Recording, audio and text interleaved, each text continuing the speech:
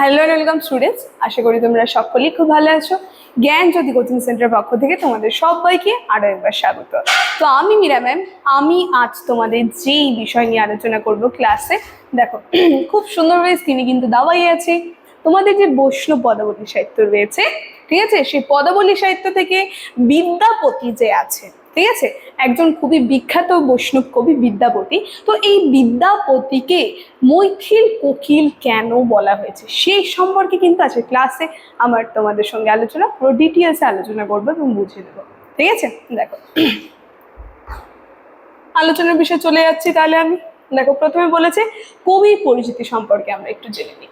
কি বলছে যে বিদ্যাপতি ছিলেন চতুর্দশ শতাব্দীর এক মহান কবি, ঠিক আছে, ও পণ্ডিত, যিনি মিথিলার অধিবাসী ছিলেন। তাহলে এই যে বিদ্যাপতি নামটা শুনছি, যাকে মৈথিল কোকিল হিসেবে পরিচিত ছিলেন যিনি, ঠিক আছে, বা মৈথিল কোকিল উপাধি যাকে দেওয়া হয়েছিল, তাহলে আমরা দেখতেই পাচ্ছি তিনি কি ছিলেন, তিনি ছিলেন মিথিলার অধিবাসী ছিলেন এবং তার সাহিত্য কীর্তি কেবল মৈথিলি ভাষাতেই সীমাবদ্ধ ছিল না। তাহলে আমরা বলতে পারি শুধুমাত্র মৈথিলি ভাষায় কবি জানতো তা না, তার বাইরেও আরো বিভিন্ন ভাষায় কিন্তু তার পণ্ডিতত্ব ছিল এবং বরং বাংলা ও অন্যান্য পূর্ব ভারতীয় ভাষায় গভীর আর কি প্রতিভাদিত্ব করেছিলেন তিনি, যেখানে কৃষ্ণের প্রেমলীলা ও ভক্তি বিষয়ক পদ রচনার জন্য কিন্তু তিনি বিখ্যাত ছিল। মেন যদি আমরা বলি বিদ্যাপতি, তার যে কবি কীর্তি বা তার কবি প্রতিভার মেন বিষয় ছিল কৃষ্ণ রাধাকৃষ্ণের যে প্রেমলীলা, ঠিক আছে।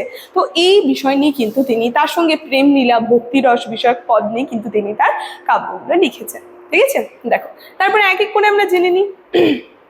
প্রথমেই বলছি কোশ্চেনটা যে কেন তাকে মৈথিল কোকিল বলা হতো। খুবই সুন্দর একটা আমরা উপাধি দেখতে পাচ্ছি মধ্যযুগের সাহিত্যের মধ্যে, মৈথিল কোকিল হিসেবে পরিচিত ছিল এই কবি বিদ্যাপতি। তো কেন তাকে বলা হতো, বলছে তার মাধুর্য, এই যে তার পদের ভাষা অত্যন্ত সুমিষ্ট, তার সঙ্গে শ্রুতিমধুর, যা কোকিলের কুহুতানের মতো প্রশান্তিদায়ক ছিল, যেই কারণে কিন্তু তাকে মৈথিল কোকিল বলা হতো। একদম সুন্দর কোকিল সুরের মতো বা কোকিল কণ্ঠের মতো কিন্তু তার আর কি যে কবিতা গানগুলো শোনা যেত, ঠিক আছে।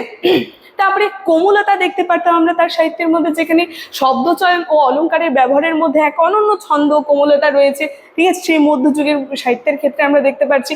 এবং তার সঙ্গে সঙ্গীতময়তা, যেখানে তার পদগুলো পাঠ করলে মনে হয় যেন বসন্তের সুর ধ্বনিত হচ্ছে, যেই কারণে কিন্তু তাকে বলা হতো মৈথিল কোকিল, কোকিলের সুরের মতো কিন্তু মধু শোনা যেত, ঠিক আছে।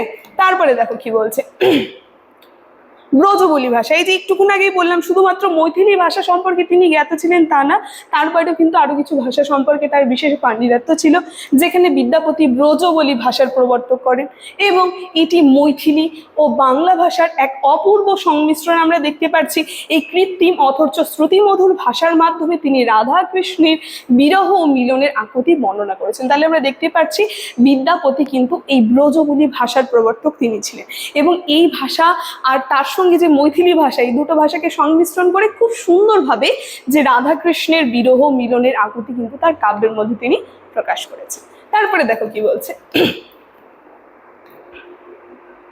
রাধাকৃষ্ণ লীলা। তো একটুক্ষণ আগে বললাম রাধাকৃষ্ণ যে প্রেমলীলা ভক্তি সেই সমস্ত নিয়ে কিন্তু তিনি তার কাব্যগুলো লিখেছেন, যেখানে প্রেম ও বিরহ যে রয়েছে এইটাকে কিন্তু বড় করে ফুটিয়ে তুলেছেন তিনি তার কাব্যের মধ্যে। যেখানে বিদ্যাপতি পদাবলীতে রাধাকৃষ্ণের প্রেমও কেবল লৈকিক নয়, যেখানে তা আধ্যাত্মিক গভীরতা পেয়েছে, তার সঙ্গে প্রকৃতি ও চেতনা আমরা দেখতে পাচ্ছি, যেখানে প্রকৃতি এবং প্রেমের যে মেলবন্ধন তিনি ফুটিয়ে তুলেছেন তা বাংলা সাহিত্যের এক বিরল কিন্তু সৃষ্টি তার, ঠিক আছে। তারপরে দেখো কি বলছে সাহিত্যে তার কতটা অবদান রয়েছে। দেখো কি বলছে এই যে বাংলা, এই বাংলা সাহিত্যের ভান্ডারকে তিনি অসাম্য সব পদ উপহার দিয়েছিলেন। মানে মধ্যযুগের একজন কবি হয়ে, বৈষ্ণব কবি, যিনি এত সুন্দরভাবে তার কাব্যের মধ্যে এক বিরাট অবদান আমরা দেখতে পাচ্ছি থেকে গেছে, যেখানে রবীন্দ্রনাথ ঠাকুর সহ অনেক কবিরাই বিদ্যাপতির শৈলীর দ্বারা অনুপ্রাণিত হয়েছিলেন এবং তার রচিত রাধাকৃষ্ণের লীলা আজও কিন্তু আমরা দেখতে পাচ্ছি সাংস্কৃতিক অংশ হিসেবে কিন্তু পরিচিত রয়েছে, ঠিক আছে।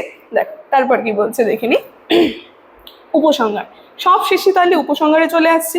যেখানে কি বলছে যে বিদ্যাপতি সাহিত্যের জগতে এক কালজয়ী নাম, যেখানে যার প্রতিটি শব্দে মিশে আছে মিথিলার বসন্তের সুর, যেই কারণে কিন্তু তাকে আমরা দেখতে পাচ্ছি মৈথিল কোকিল বলা হতো।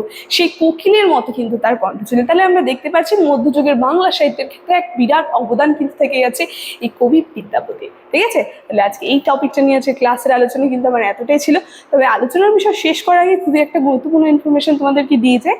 দেখো স্ক্রিনে তোমরা দুটো নাম্বার দেখতে পাচ্ছ, এই নাম্বার দুটি হচ্ছে আমাদের Gyanjyoti coaching centre official helpline number. যে কোনো একটি নাম্বার মধ্যে কল করে নিয়ে কিন্তু তোমরা আমাদের সঙ্গে সরাসরি যোগাযোগ করে নিতে পারো। ঠিক আছে, আলোচনার বিষয় তাহলে আমি এখানে শেষ করছি। ভিডিওটি শুরু থেকে শেষ অবধি দেখার জন্য থ্যাংক ইউ।